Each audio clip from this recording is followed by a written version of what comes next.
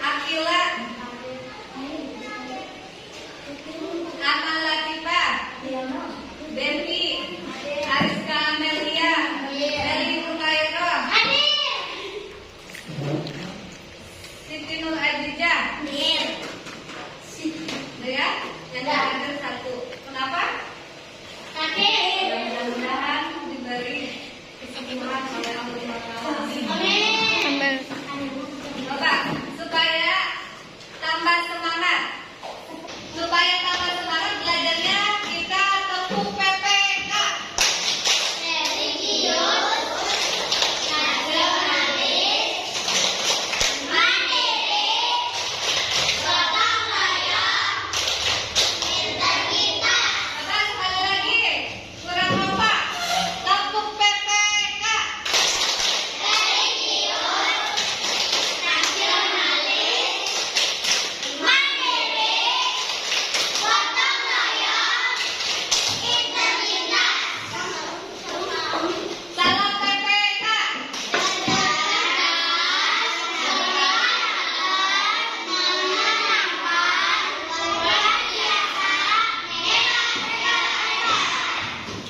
Terima kasih. Sekarang belajar tentang pendidikan agama Islam dan budi pekerti, yaitu tentang kisah teladan Nabi Musa. Coba mau tanya, minggu kemarin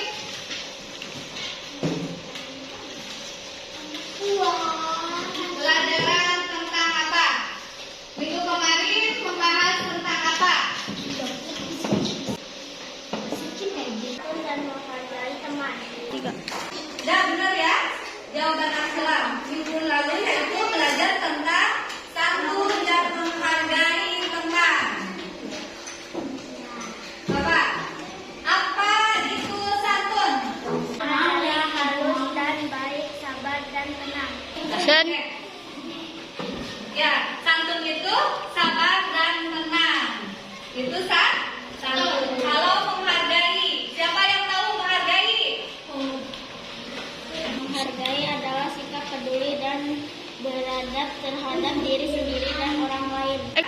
Jawaban Priska sama Arsila. Tepuk tangan buat Priska sama Arsila. Sekarang tentang kisah teladan Nabi Musa. Coba semuanya lihat ke papan tulis. Tujuan pembelajarannya yang pertama, mampu menceritakan kisah Nabi Musa dengan benar. Yang kedua, dapat menyebutkan nama negara kelahiran Nabi Musa dengan tepat. Dapat menyebutkan nama raja yang mengaku dirinya Tuhan dengan tepat.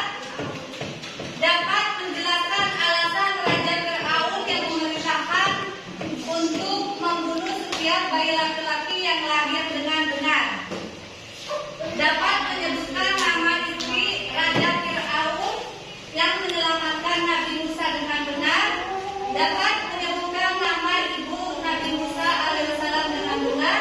Dan yang terakhir, dapat mengungkapkan dua mukjizat Nabi Musa dengan tepat. Sekarang perhatikan gambar. Ini gambar Raja Fir'aun memerintahkan untuk membunuh bayi laki-laki. Coba sekarang hasil dari diskusi kelompok kalian. Yang pertama, kelompok 1 boleh kita paparkan terlebih dahulu. Suatu malam, Firaun mendapat mimpi yang sangat mengerikan. Ia bahkan tak bisa tidur tenang. Ia langsung memerintahkan para pembantunya untuk mengumpulkan seluruh peramal. Firaun lalu menceritakan mimpi yang menghantuinya kepada para peramal. Dia berkata melihat api yang berkobar hebat di Mesir yang membakar dan memusnahkan seluruh rumah orang-orang Mesir. Rumah Bani Israel tidak ada satupun dari mereka yang ikut terbakar.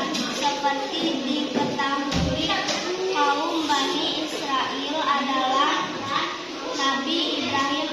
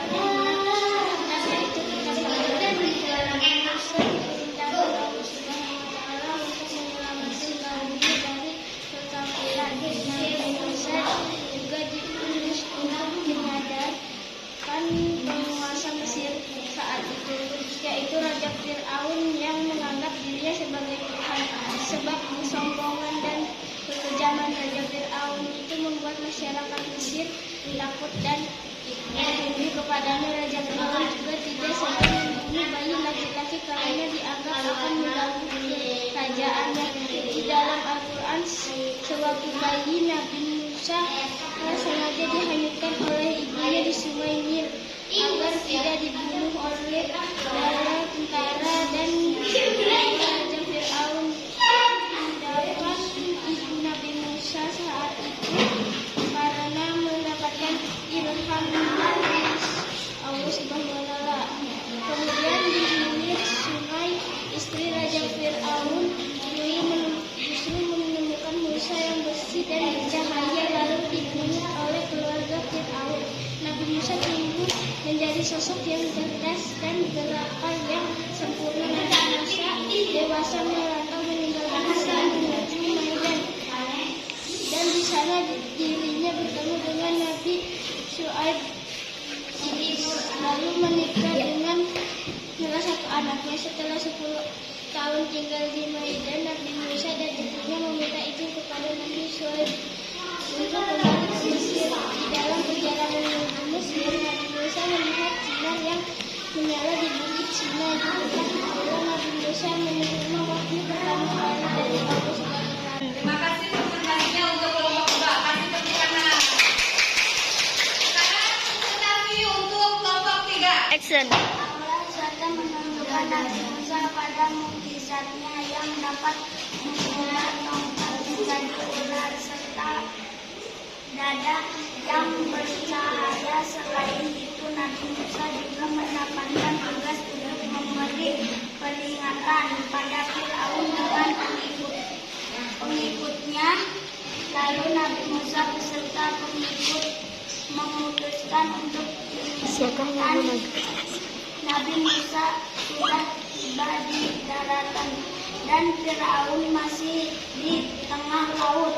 Allah SWT mengambilkan lautan seperti semula sehingga Fir'aun dan prajuritnya tenggelam di dasar laut. Terima kasih untuk kelompok 3 presentasinya. Alhamdulillah semua harusnya bagus ya. Kenapa di sini Raja Fir'aun memerintahkan untuk membunuh bayi laki-laki? Yaitu karena dia mendapatkan mimpi bahwa negara Mesir semuanya itu hangus terbakar oleh api, termasuk kerajaannya beserta dianya. Terus Raja Fir'aun memanggil semua ahli nujum atau tukang sihir, peramal, bisa baca apa maksud dari mimpinya tersebut, yaitu ada tukang peramalnya yang bisa membaca mimpinya bahwa akan ada seorang anak laki-laki yang akan menghancurkan negara Mesir, yang termasuk Raja Fir'aunnya pun akan hancur. Maka Raja Fir'aun marah karena dia tidak mau dihancurkan, karena dia merasa dia itu adalah Tuhan. Makanya dia memerintahkan kepada bala tentaranya untuk membunuh setiap bayi laki-laki yang lahir. Ini gambar cara Allah menyelamatkan bayi Musa. Nabi Musa dilahirkan oleh ibunya karena takut Nabi Musa dibunuh hidup-hidup oleh bala tentaranya Raja Fir'aun. Jadi Nabi Musa itu dimasukkan ke dalam kandang dan disimpan di sungai Nil supaya hanyut. Coba siapa yang tahu siapa nama ibu Nabi Musa? Ibu Nabi Musa bernama Yohabat dan ayahnya bernama Imran. Action. Betul jawaban Safira, kasih tepuk tangan. Nabi Musa itu bernama Yohabat dan ayahnya bernama Imran. Oleh ibunya yang mendapatkan penyelamat dari dia, dari Allah, katanya Nabi Musa itu harus dihadirkan melalui sungai Nil. Sesudah dihanyutkan, Nabi Musa itu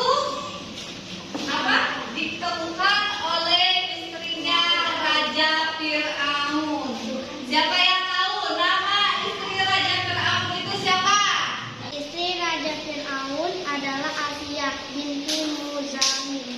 Action. Karena jawabannya yaitu adalah Asia. Istri Raja Firaun itu namanya Asia.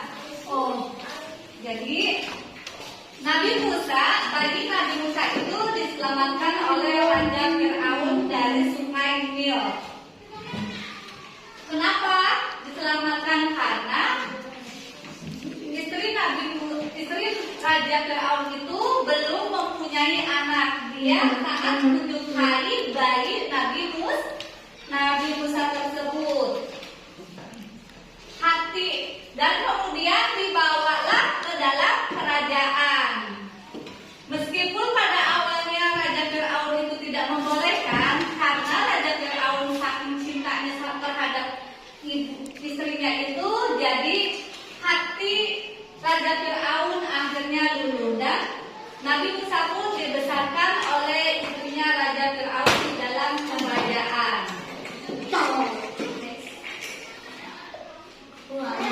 Ini Nabi Musa melawan penyihir Raja Firaun. Setelah Nabi Musa dewasa, Nabi Musa pun melawan Raja Firaun. Dia menentang tentang kesombongannya dia dan kelaknatannya dia. Akhirnya apa? Nabi Musa masuk dalam kerajaan, terus bala tentaranya semua hadir. Dia itu apa? Diserang sama penyihir karena mau dibunuh hidup-hidup Nabi Musa itu oleh bala tentaranya Raja Firaun. Tapi dengan mujizat dari Allah, tongkatnya Nabi Musa itu bisa berubah menjadi ular. Akhirnya ular tersebut mematok Raja Firaun dan semua bala tentaranya. Jadi yang menangnya itu ketika berkelahi di situ Nabi Musa. Dan ini gambar Nabi Musa membelah lautan. Mujizat Nabi Musa yang kedua itu membelah lautan. Tempatnya yang pertama bisa menjadi ular, yang kedua bisa membelah lautan. Pada waktu itu Nabi Musa dan pengikutnya mau dibunuh oleh pasukan Raja Firaun, tapi dia membawa semua umatnya untuk lari ke dalam apa ini namanya? Lautan. Meskipun kata orang mustahil, emang lautan bisa diseberangi. Makanya ada salah satu yang tidak percaya dan dia tidak mau mengikuti. Tapi orang yang mau mengikuti itu bisa selamat karena lautannya itu berubah, dibelah menjadi dua oleh Nabi Musa dan ini menjadi sebuah terowongan. Jadi kita itu tidak tenggelam menyeberangi lautannya. Ya, itulah mujizatnya. Dan mujizat Nabi Musa, tongkat bisa jadi ular dan membelah laut. Ya, terima kasih. Benar ya jawabannya? Mujizat Nabi Musa itu ada dua, yaitu salah satunya tongkat bisa menjadi ular dan membelah lautan. Sekarang siapa yang tahu kisah teladan yang dapat diambil dari kisah Nabi Musa? Action. Teladan Nabi Musa adalah kebenaran. Ya, betul jawabannya. Untuk dua orang yang tadi menjawab pasti teman biar semangat. Ya, Nabi Musa. Sampai di sini paham? Paham. Coba sekarang baca kesimpulannya. Feli, bacakan kesimpulannya. Action. Nabi Musa alaihi salam terlahir seorang ibu yang bernamanya Yukab dan ayahnya bernama Imran di kota Mesir. Ya, coba Raja Firaun adalah raja yang diawat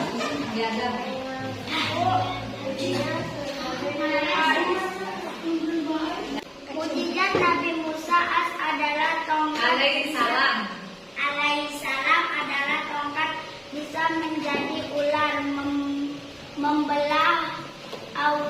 lautan dan mengeluarkan cahaya dari tangannya. Action. Aku diulangkan di lautan Allah SWT ketika mengajar Nabi Musa alaihissalam.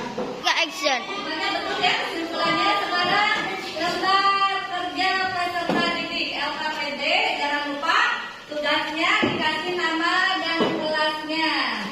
Soalnya yang pertama jawab ya, ini soal esai, dan yang kedua sahabat perhatikan soal yang kedua. Perhatikan gambar di bawah ini. Ini ada gambar, kalian amati dulu gambarnya. Sesudah diamati, kalian boleh diceritakan satu persatu gambarnya. Sesuai gambarnya. Nah, pertama yang kedua yang ketiga. Ini gambarnya semua bersambung, nyambung. Dari gambar 1, 2, dan 3 itu semuanya ceritanya disambungkan. Tuliskan cerita singkat bisa keteladan Nabi Musa berdasarkan gambar di atas. Oke, boleh kerjakan.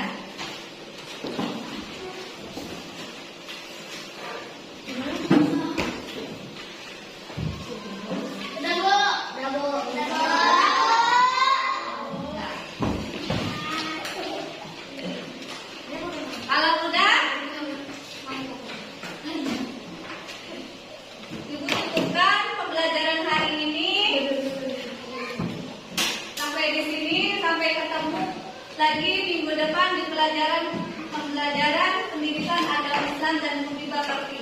Akhir kata, Assalamualaikum warahmatullahi wabarakatuh.